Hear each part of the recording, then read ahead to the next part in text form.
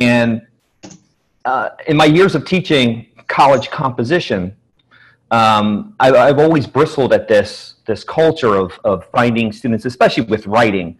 So we're thinking obviously of plagiarism, where students are copying content and placing it in an area of conscious cheating and presenting content that is not their own. And so, and we've always had at our institution text matching software like Turnitin, VeriCite, Unicheck, all of these types of systems. And I was very uncomfortable with that. And so I turned to a different way of looking at pedagogy, which was mastery-based learning. And in mastery-based learning, what the primary concept is to give students agency over the evidence that they produce for mastery. Instead of saying to them, we are going to use your writing and we're going to mark it with scores, grades, points. Instead, we're going to say, did your writing or your production reach the level of mastery that we were going for? And so instead of score-based or grade-based, mastery-based learning is criterion or evidence-based. And we take away time as a fixed variable. We throw that away. And we say learning is now going to be the fixed variable. Time is going to be the variable. It takes different learners, different spaces of time to master a learning objective or target. And so what I did was I took my course and I threw away all of the grades. I said, there's no grades in this course. We're going to go with levels of mastery. And of course, the students who have been used to playing the game of school and accumulating enough points to get the grade that they want so they can get the hell out of my class and move on, it was a ground shift for them, a kind of a threshold that they weren't comfortable crossing.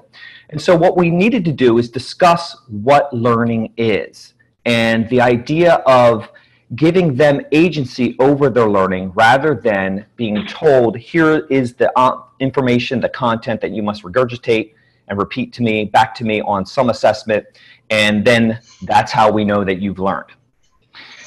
And this was a major change for me in pedagogy as well. Grading a paper, grading an essay, it's very simple to throw up a rubric, add up the points, and this is what you get.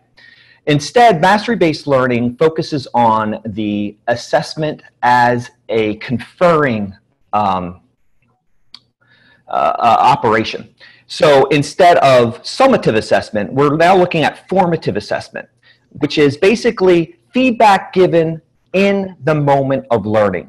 So instead of students writing a 10-page essay for me with 5 outside resources, instead we break it down into the steps of building that product. And basically what it means is I'm forging relationships with my students.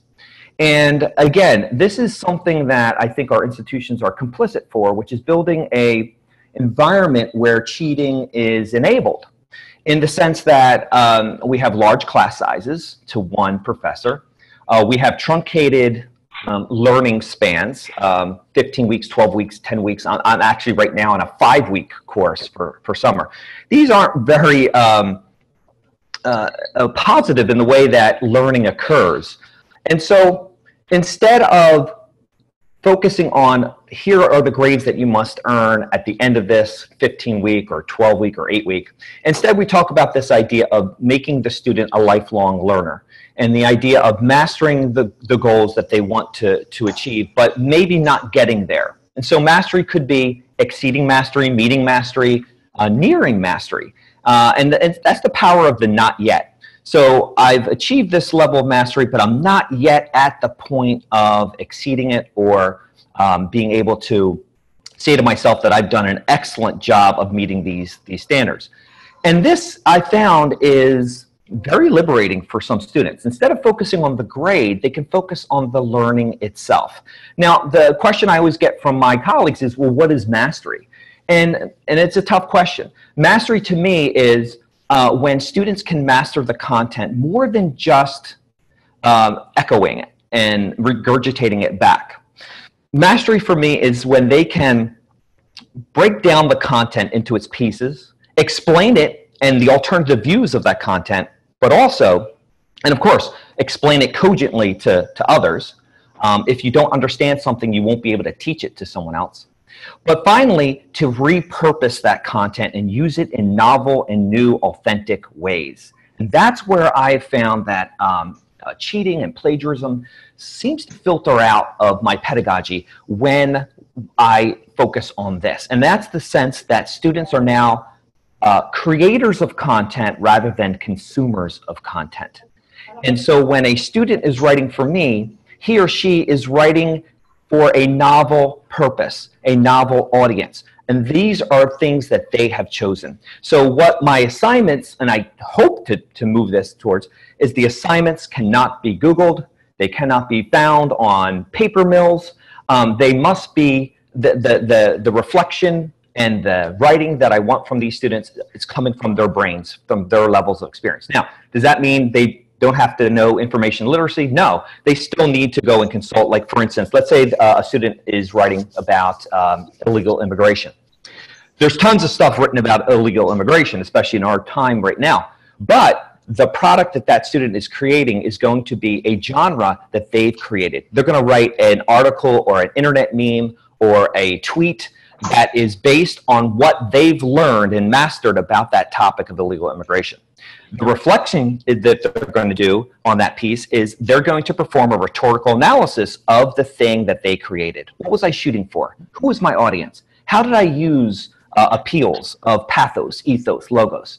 And so what I'm doing, hopefully, is pointing the student towards this idea that they are in charge, or they have self-efficacy. They are in control of their learning. Now, I am in a discipline that lends itself to this type of approach. I understand that. There are certain disciplines where they have to know what they have to know. The content is king. I get that. But what I'm hoping to do is just bring up this topic of the cultures that we create are very important for our students, especially from our students from different backgrounds, different educational institutions where content copying and content using of the expert voice is different than the typical student that we come across.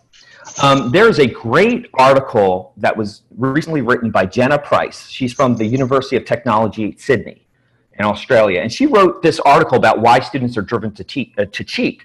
And she basically establishes her premise that learning, education, is about relationships with students. If you know your student and your student knows you, most likely that student will not be encouraged to cheat or to infringe on some academic integrity violation. Instead, we create these large class sizes. We do assessments that are too big to fail, which some of our courses have a midterm and a final, and that's it. Or 70% of the course grade is based on a test or two tests. And so we have to be honest with ourselves as educators about what responsibility we have for this type of discussion with students about academic integrity.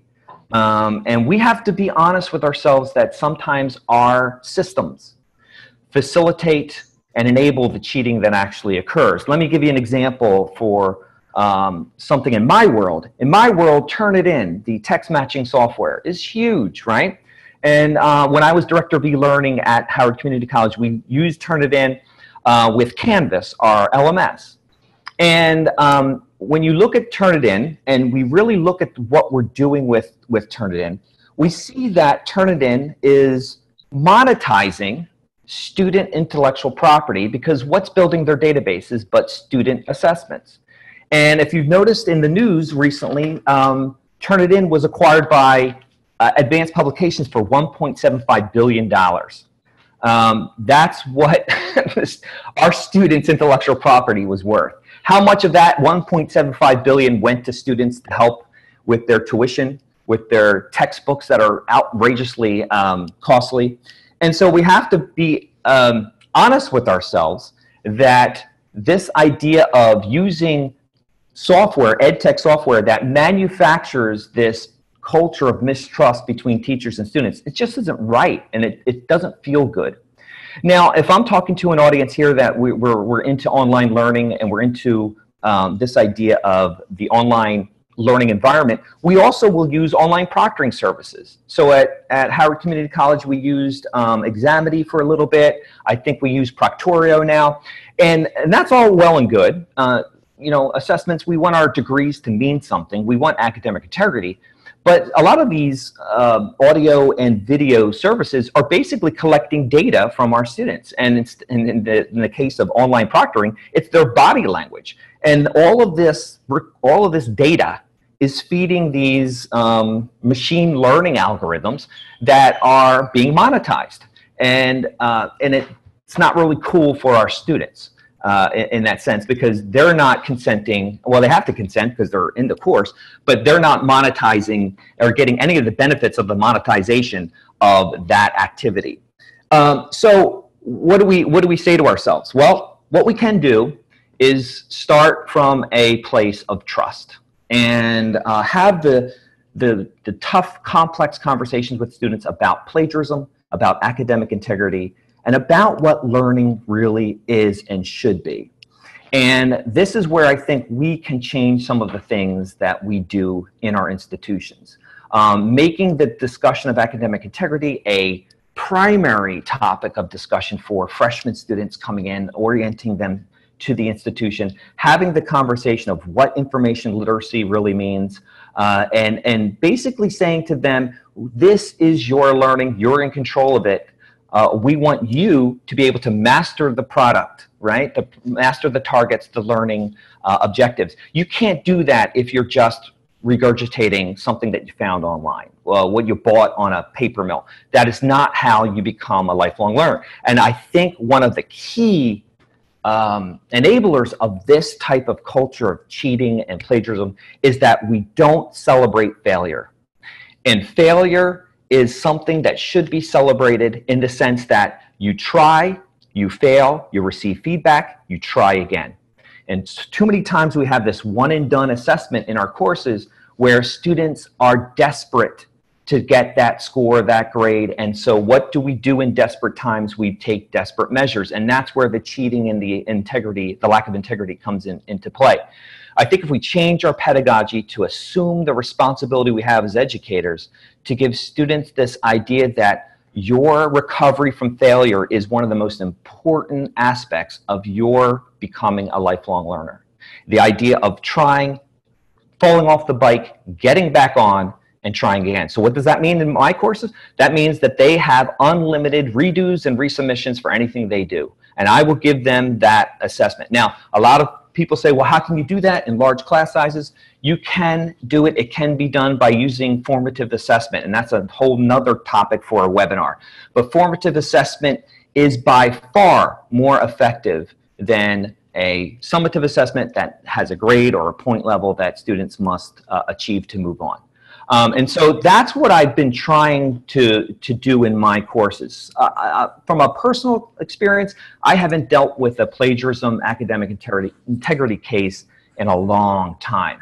And I think it has to do with giving the students that control and that power and empowering the students to say, you are in control of your learning. We are not going to go with this game of school where you have to get so many points. And by the way, points and grades are not reflectors of achievement. What's the difference between a 98 and a 94? It's not, there's no real discernible, I couldn't argue for that. When a student said, well, why did I get an 88 and not a 92 on this essay? Really hard to explain that to a student. Instead, I can say to a student now, you've met mastery. Good for you. Let's move on to the next module. Let's move on to the next learning target. I can now say, am I done? Wondering if you could find a good stopping point so we could get some questions in. That's a good stopping point. So basically, what I'm saying is that I think the culture of academic integrity has to be based on trust and authentic assessments that reflect student learning. I think that's the key for me. So David, we have one really interesting question, which I'm fascinated to hear your answer to.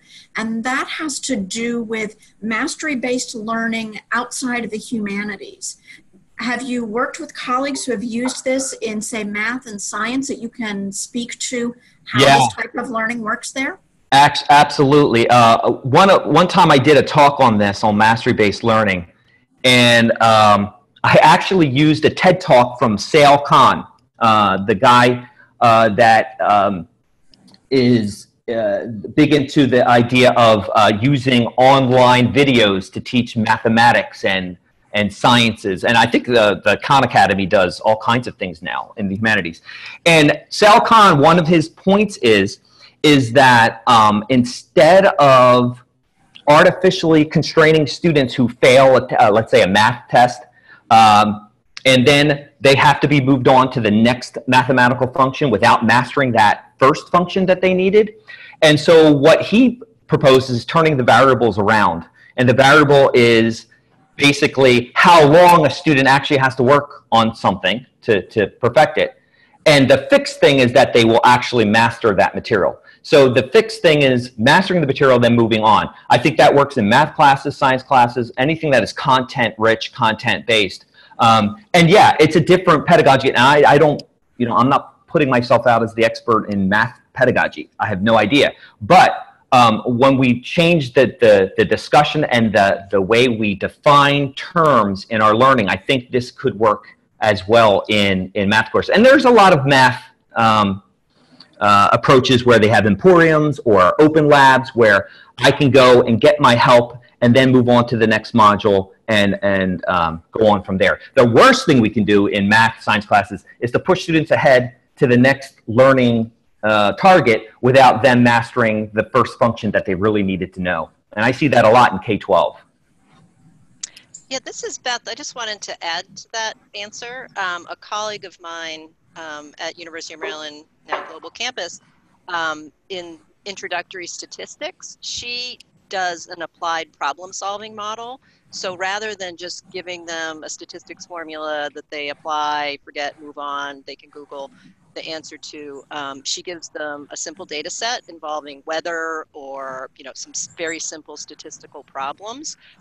Would you open a bank in this neighborhood? These are the demographics. This is, gives them a problem to solve, and then they can explain their reasoning. So there's not necessarily a correct answer. It's informed by their problem solving to a data set. So that's just one example of how you can embed problem solving in math or statistics, so which also helps to reduce cheating and just copying. We also have a question specifically related to Turnitin, wondering if the only disadvantage of Turnitin is the cost, because many students will agree with the you shouldn't cheat talk, but if they know that nobody's monitoring it, is that really going to stop them? Well, to me, that's where the instructor has to be present in that discussion, which is if learning is now a autonomous thing, and we make the student the control factor of the learning.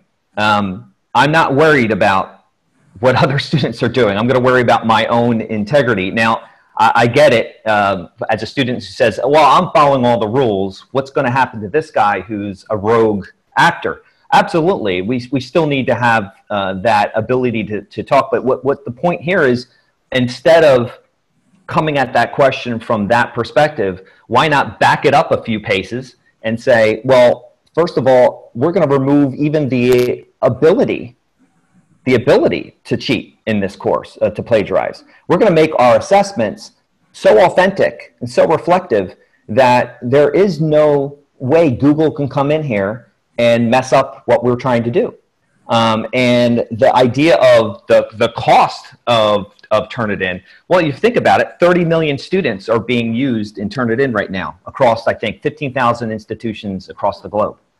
They are a beast. And we, as educators, keep feeding that beast. And again, they are required for $1.75 billion off the backs of our students. And to me, that just doesn't feel ethical, doesn't feel moral. And so that's where I'm approaching that cost question from. Yeah, sorry. We can quickly go down the rabbit hole of the ethics of Big Brother data collecting on that one. Yeah, exactly. Beth, go ahead. I'm sorry, I just wanted to add, those of you who heard my colleague, Doug Harrison, the previous webinar, and unfortunately he had to step away, spoke about culture change, and Turnitin is an example of one just dimension of culture change we're trying to inculcate here with our students and faculty. So we have used Turnitin for almost 2 decades as the punitive gotcha tool, and many of our faculty are hardwired to use it that way. We're conducting a pilot this summer, and our plan is to fully integrate it into our online classroom so that the students have the report, the feedback, the guidance on citation and improving the originality of their own work before they submit it. So they'll have multiple opportunities to submit an assignment if it's if Turnitin is attached to it, and then before they submit it for assessment. So yeah, that's one way we're trying to move away from the punitive use, because I agree with you. Yeah, that's a great point, Beth. I think using Turnitin as a pedagogical tool is a good way of approaching that. And we've been using it for years, and I've always done that, where the student will get the report immediately upon submission of the assignment. And then, by the way, Turnitin, tons of false positives as well. And then you can set the percentage, right, of the text matching. Well, students can then say, well, as long as I get below that percentage of text, so then it's a game again. Exactly. But I agree. If changing I love that point, Beth, of the gotcha. And what are we doing when we have these tools in our courses that play the gotcha moment for students? And that's not cool. And I think using it as a way of teaching good information literacy practices, I think that's awesome. And showing them. So I wear a few hats at the university, and one of them is as a dean's designee, speaking with students who wish to conference when there's been an allegation of academic misconduct. And often the evidence is a Turnitin report. And I level set with them immediately. I know how to read a Turnitin report. I'm not focused on the signal phrases or the prompts from the assignment. But when I read aloud the work that matches that they did not cite, and I ask them to pull up the paper, they go from being combative, and I approach it not as an ethical issue, but an organizational one. And the doors just open. They become less defensive. They acknowledge the problems in their paper. And I just feel like it changes the conversation and the tone. It took me a while to get to this point. I attended a restorative justice seminar last summer, and that really helped me to rethink how you just, ask the student what happened, how did we get here, and not be judgmental and punitive. They may still have the sanction of a 0 on the assignment, but my hope is that they come away feeling more empowered to take more responsibility for their work. Are there any further questions for David before we get Beth's perspective, and then we can come back together again for more discussion?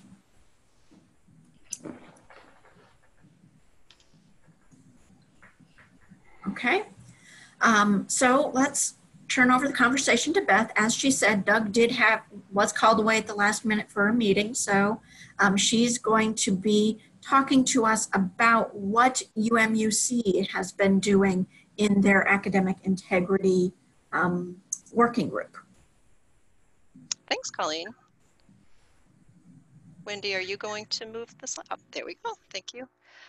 So for those of you who attended the previous webinar, it's okay if you didn't, but I just wanted to frame how I'm entering the conversation.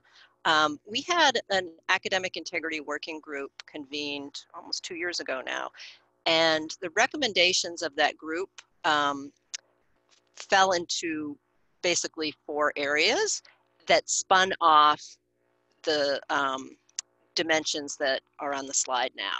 So the idea of culture change, which we've already spoken about, the idea that we're helping faculty, students understand that we're reimagining academic integrity at our institution. We're doing some operational organizational changes by centralizing a new office of accountability and academic integrity, where adjudication and the policy and processes will be housed. There will be faculty development and training as part of that. So we're building out an entire support unit for this culture change.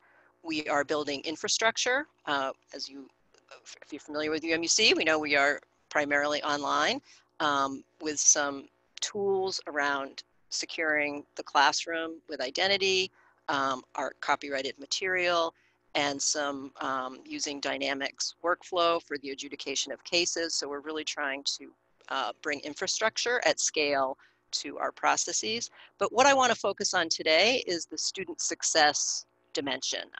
When the previous webinar attendees were polled, that was something they wanted to hear about. Clearly, David's passion for the topic is why we all come to work every day. So this idea of empowering the student, changing the channel, as it were, and how do you do that across the curriculum? I've been at UMUC almost 20 years now, and when I started in the library, we had workshops for faculty on designing plagiarism-resistant assignments. As I mentioned, we were an early adopter of Turnitin.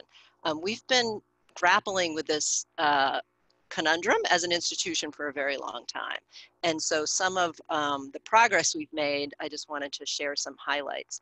I already mentioned that we are exploring the Turnitin integration as a way to better support our students and move away from it as the gotcha punitive tool.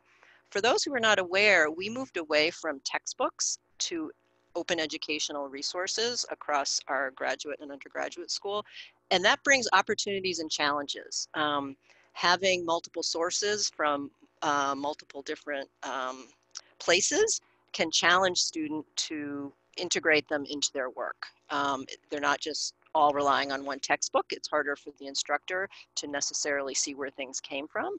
And it may be harder for the students to go to one source. Again, they're engaging with multiple sources. And students often need help with that organizational dimension of managing sources. I have really come to believe that the internet has made it easier to search and find, but it has also made it easy to copy and paste into your document. And if you don't use tools to flag content, if you don't annotate, if you don't make notes, you're reading your paper at 11:59 before it's due, it looks pretty good, and then Turnitin catches the similarity to other sources. So students really struggle with this. And as I said, to me, it is largely organizational and not ethical. So as we're approaching this as an institution, we have core competencies that we've had cross-curricular initiatives, we'd have hallmarks, we've called them different things over different periods of time, but we're really trying to align with our graduate school and our undergraduate school on some core competencies. And something like academic integrity, we came to realize, is integrated throughout. We entertained the idea of having a standalone academic integrity competency, but when we really thought about it, it involves critical thinking, it involves information literacy. All of those competencies were already embedded across our curriculum. So we want to think about how we surface those. And so the outer circle of this is this integrity matrix. So I just want to talk a little bit about that. You could go to the next slide, please. So the International Center for Academic Integrity, if you're not familiar with them, I encourage you to follow their blog, become familiar with them as an organization. They are truly international. If you attend their conference, there's people from Australia, Canada, leaders in tackling academic integrity, both with technology, but also pedagogy. They are thought leaders in this space. Tricia Bertram-Gallant at UC San Diego is a leader. So they've identified these values of integrity, which align very nicely actually with our UMUC core values: honesty, trust, fairness, respect, responsibility, and so forth. And this speaks to the accountability and agency that David was referring to, that he so passionately instills in his teaching and learning for his students.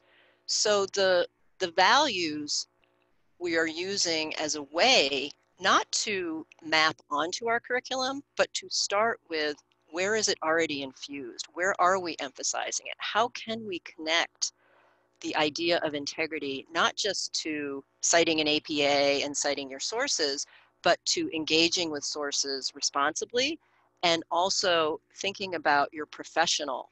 We have many working adults coming to us, and we really want to not have academic integrity as a standalone value. We want them to understand the value of being a person of integrity, whether you're in an online classroom, volunteering in your community, or being a professional in the field. So we're really trying to instill this ethos throughout the curriculum.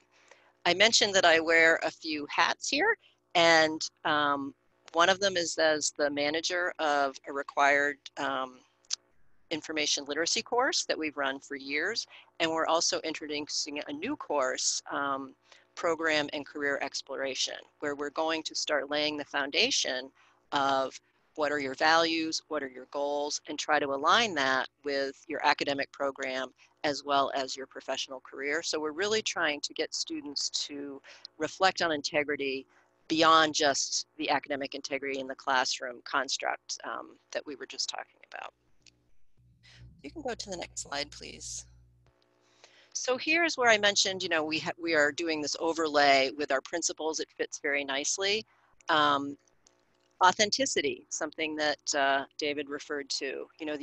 How can you fairly assess where a student is in his or her learning if you're not evaluating authentic work? How accountable are students as well as faculty and staff? One of the outcomes of our integrity working group was that faculty felt very strongly that it had to be the whole institution. It can't just be the student. If the integrity policy just focuses on misconduct and not guiding principles for acting with integrity, it can become a very adversarial process. We're committed to building skills as needed. We are here to teach our students. If they are not meeting the standard in terms of academic work, we need to correct that. We need to help them. We also need to give them opportunities to apply it and build in this idea that David referred to, a failure. You might have a setback, you might have a low grade, but we're committed to helping you learn how to do not just the citation, but the bringing your critical thinking to a problem, making it more meaningful to you personally, not just submitting the 5 sources in support of a research that you just ran around Google and found and threw into your Word document. And then when there are lapses, treating it with that idea of remediation and correction, that trust your students. If they are unsure how to do something, the first time out of the gate, sending them to the dean's office can be a very disempowering experience. And so we're really trying, as I said, to shift the culture away from that. I just wanted to give 2 examples of assignments or discussion posts that we've used and how we've kind of moved away from the focus on, as I said, just citation for the sake of citation to critical thinking. So in the Introduction to Research class, there's a discussion post where the students can read a flyer on misinformation in the media from Common Sense, a nonprofit organization. And then it identifies types of misinformation on it. So the prompt is to pick one and describe an example of seeing this type of misinformation in action, either one that you have experienced personally or heard about happening to someone else. And then what are some strategies you can think of to be a more critical consumer of online media? The last time I taught the class, I did this discussion. It ended up being an incredibly rich week.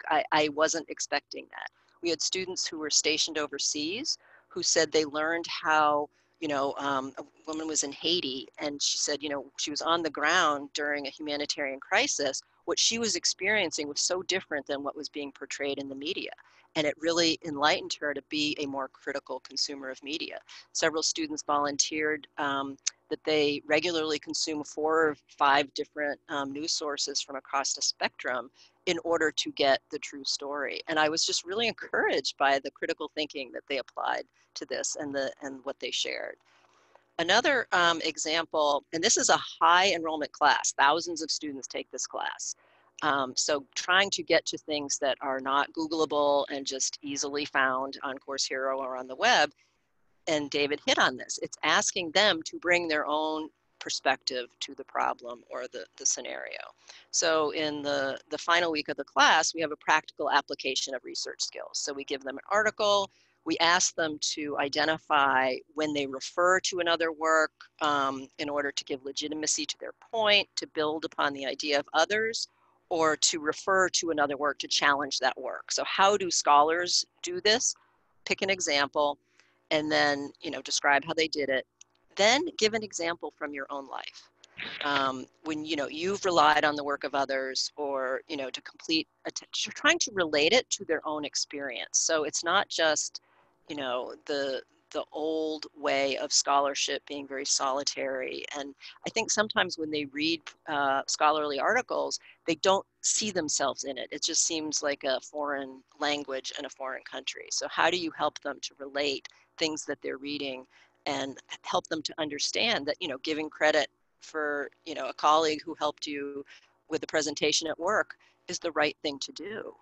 You know, taking credit for other people's work is just not behaving with integrity and accountability and responsibility. In the new program and career exploration class, we're asking students to reflect on their goals and values and, you know, think about their own personal integrity so that they can then reflect on what type of student do I want to be? What type of colleague, what type of collaborator on an online project, introducing them to, you know, experiences where they build confidence, and so they're not feeling as isolated as an online student, and that increases their risk to engage in risky behavior if they feel disconnected or isolated. So as an institution where there's obviously a lot here, but I wanted to just sort of highlight a few examples where we're trying to look at our core competencies, review our curriculum to see where it's already covered, so we're not just inserting it in, and then building out the activities and the assessments to really infuse this idea of critical thinking and problem solving, so that it is not just a rote assignment that can be found on the web. So I welcome your questions. I know we wanted to leave time for conversation, so I want to keep my remarks to my time. Thank you. Beth, there's a question for both you and David, but really relates to what you were just talking about in terms of doing authentic assignments or having a decent number of assessments and allowing resubmission.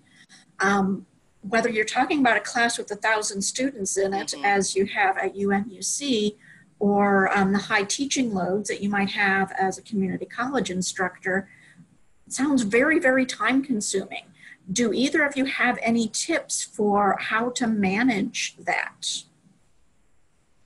Well, I think David spoke about the formative feedback, which I think is a powerful way for students to get feedback and can be relatively quick if you're not copy editing the entire paper and trying to give them all kinds of detailed feedback.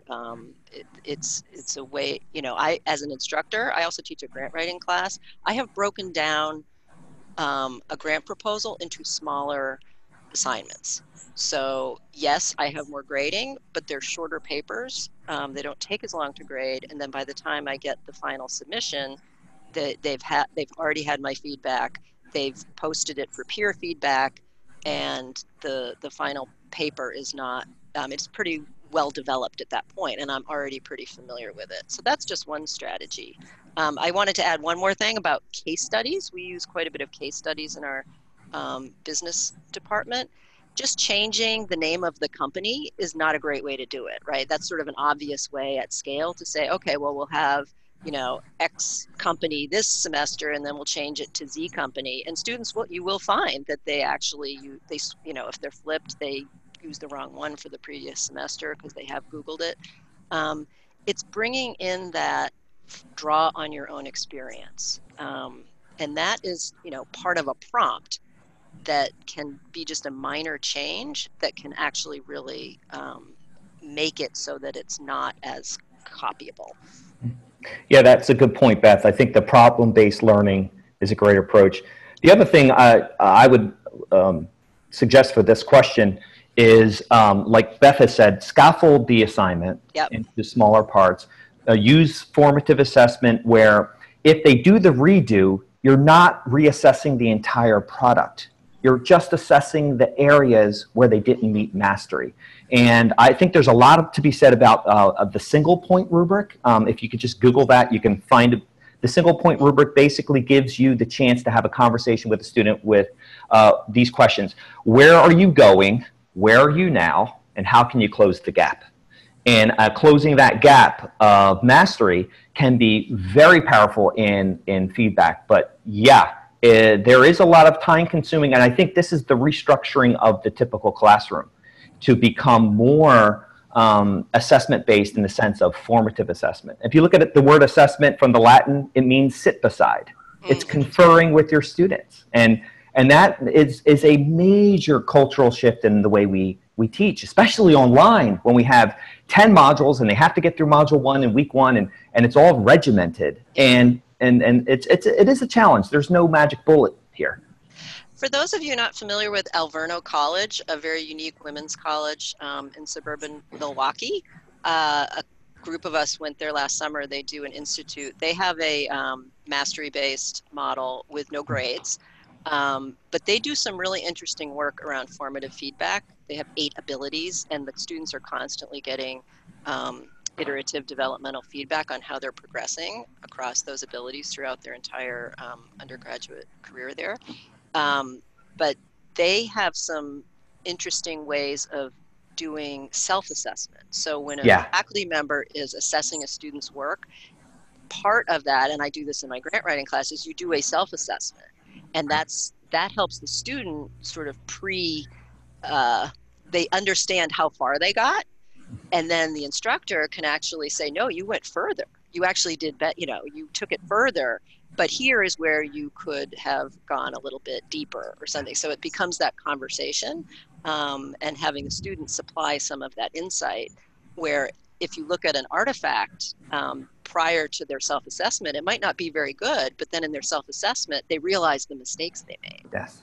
And it's a very powerful way to, I think David hit on it earlier, the point deduction method of grading is part of the problem, and that is very time consuming.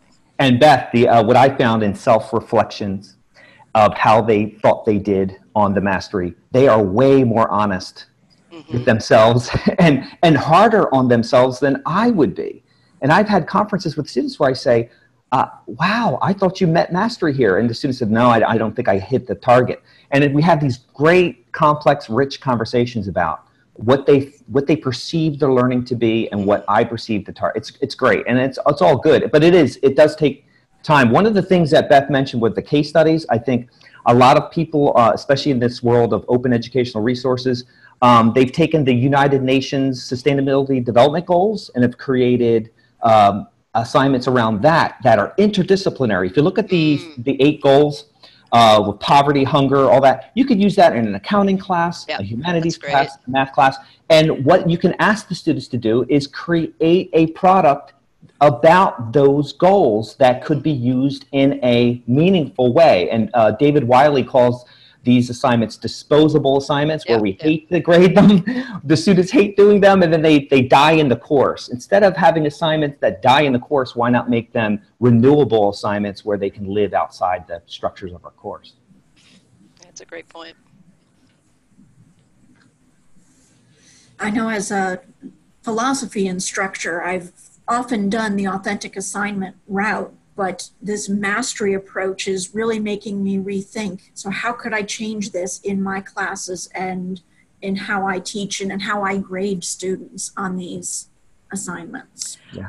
I think peer review is also a really useful strategy depending on the class, because you can tell a student you have a typo or whatever, and hearing it from a peer, I feel like before they submit their final paper, they're much more likely to take that feedback and correct it. And it also helps the students giving the feedback. They're reviewing another work sample. They see how the other students are approaching it. It might not work in all classes, but I do think that's another thing to consider if there's a way to incorporate peer review. Yeah, it's great. And think about averaging scores and all of these things where if I got a 70 on the first test, but then I got a 98, but they get averaged together, the whole idea of averaging is really pedagogical laziness on the part of the instructor. It's easy for us, and it's simple because you can't argue with it. But if we don't average the scores, maybe respect the latest evidence that the student produces as the target, it shouldn't matter how long or how many times it took the student to make attempts to master the objective. If you think of the real world, Mcats, LSTATs, CPA exams, bar exams, these people can take these tests, high value tests, for the same full credit multiple times. But yet we say in our course, if you fail this final exam, there's no way for you to redo it. We don't have a pedagogical leg to really stand on when we say that. It's not cool. So Bridget, I do want to pick up on the workload issue because I do think that is a fair point. When we've been working on resubmissions in the graduate school has one way of doing it. In the undergraduate school, we actually, if you have a B, you can only resubmit if your grade is below a B, for example. And you can only resubmit a certain number of times. So it's not an endless churn of, the student resubmitting over and over and over again until they get an A. That's what we were trying to avoid. And because it is a fair point that it's like, how do you find the balance between that formative feedback and allowing resubmissions so that it's manageable for both? Are there other questions, Colleen? Because I do have one quick question, but I can wait. We do have one other question sort of in the queue. And this has to do with how you engage part-time faculty in these discussions and make them aware of these possible changes. Do either Beth or David have any insight into how you've engaged part-time faculty in mastery-based learning or in thinking differently about academic integrity? David, I can start. Yeah, go for it. Sure. So with the Academic Integrity Working Group, we have an online platform where our adjunct faculty can review documents, post comments, and we had a pretty structured way of putting our work in front of them and asking for feedback on it. So we would post, there was like a survey that we did. We shared the results. There was an opportunity to engage on the topic. We had a draft report. We posted the draft report. We engaged them on a topic. We have a academic advisory board, and they were key partners in helping to disseminate our reports and our findings and to gain feedback from the faculty. So if you have an online platform where you can engage with faculty, I think that makes it a little easier. But I also think it is tempting to just leave them out of the conversation, and you do have to be creative. And I do think technology can help. But I also think it's a good idea to be to time bound it so that you're it's like we're looking for feedback on this, this period of time. And then we've been presenting at faculty meetings. Doug is a masterful presenter on this topic, very engaging. And we have done similar webinars like this where he presents on aspects of the academic integrity project.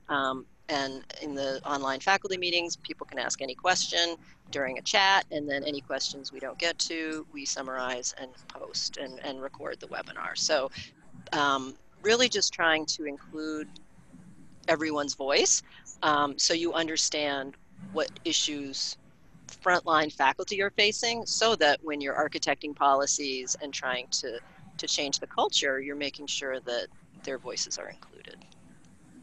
Yeah, just to go off of what Beth has said, I agree with her points. The point also is being made in this question.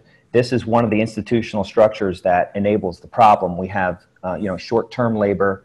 Adjuncts are many times teaching at multiple institutions with large classes, and then we ask them to change their pedagogical approach. It's almost like a big ball that we're sitting in their lap and saying, solve this problem.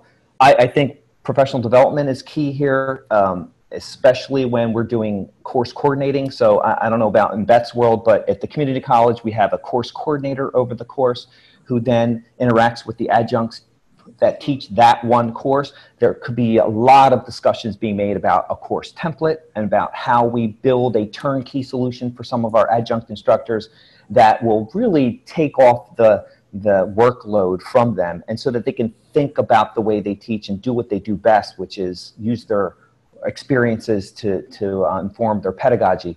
But I think we can do a lot there to prepare them and through professional. I know with our professional development, a lot of times it's during the day and it's in a week before courses start.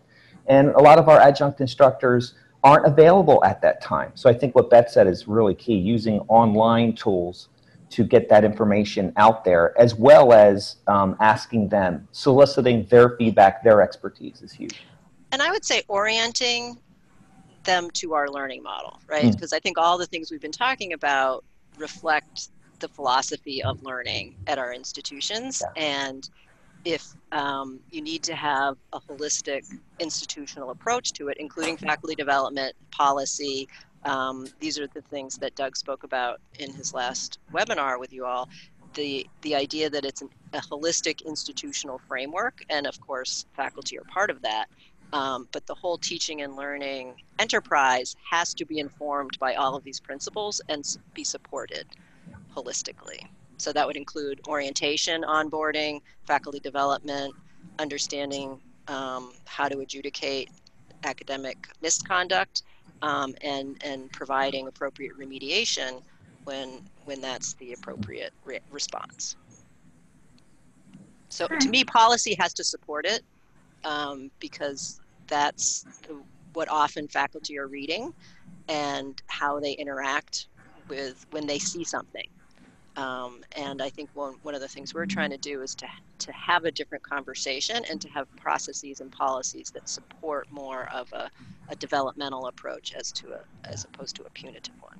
And I think, Beth, what you're saying is that could be done at the point of hire as well. Mm-hmm. When we hire an adjunct instructor, we can say, this is the teaching philosophy at this institution. You're buying into this. And we're going to bake it right into our policies, the way we do things. And it's going to be a culture. And when people are exposed to a culture, they don't question how did that culture come about. They go, okay, can I buy into this? Can I, produce work that supports this culture? And that's really cool too. And I think it can help with student buy-in, right? I mean, if you're bought in, the students will buy in. Yes. Wendy, you're up. Yes, you did such a perfect segue, because I've gone round and round with this question. So that was a perfect way to answer how your part-time faculty are going to be brought on board, because you do it at point of hire, you're going to have to do this. How do you get buy-in from the faculty members who have been there for 20 years? And you're saying, look, we got to start changing the way we write these assignments in whatever discipline you've been teaching the same way for 20 years. Do you and can you get some, I'm going probably same kind of answers as, when you try to get people to do online or to use OERs or to do whatever, but how do you get buy-in from people who've been doing the same thing for 20, 30 years to understand why it's important? I'll throw it out to both of you. Well, on the first slide, one of the dimensions of the culture change was change management. And I think this is a critical dimension of any change. I have come to appreciate the need to have the naysayers in the room. And so one of the reasons of, having that curmudgeon 20 years ago, they might come around or they might not, right? But you have to listen to them. So that you understand their perspective, so that you can develop the training, the materials to bring them along. It is a change. It will take a lot of time to infuse it throughout. But I think the idea of announcing, this is what we're doing.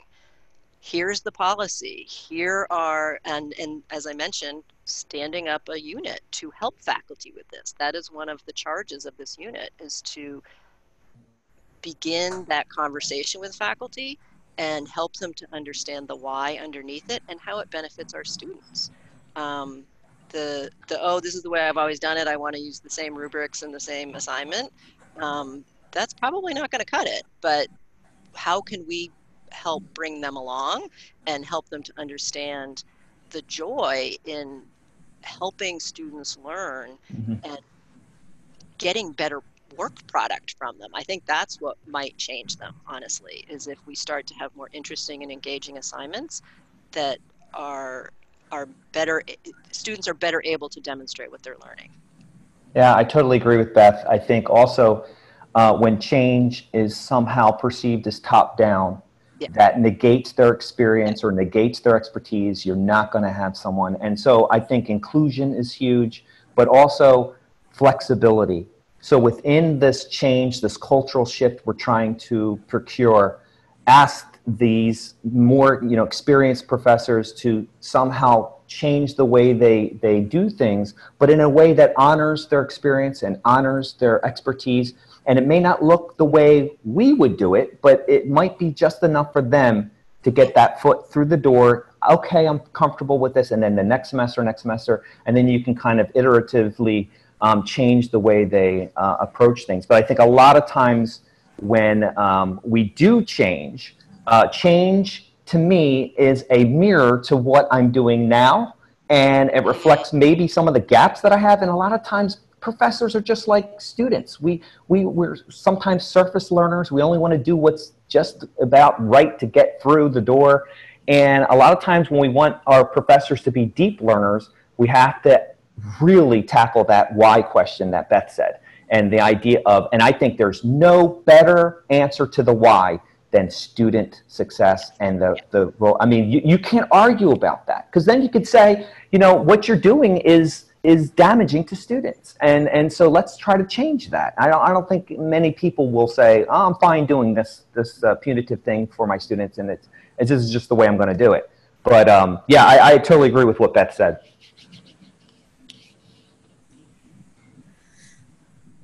Wendy, your mic is off. Oh, no. I was just, thank you. That was a good answer. I know we're close. We're at the end of time. So, but that makes all makes good sense. Thank you. Well, and have us back in a year to see how we did with our change. It takes time. I know it takes time, but I echo what David said, that the point of entry is the student and thinking about what is best for the student. Thanks, Bridget. Well, I think we're out of time. So, Colleen, do you have anything else you want to add? No, just wrapping up. Yep. And thank everybody for attending and for all the great questions. And thank you to David and Beth for giving us all this great information about mastery-based learning and changing the way we teach, and how we can take this question of academic integrity into our lives, into our teaching lives. Thanks very much. Yep. Thank you for having us. Thank you all.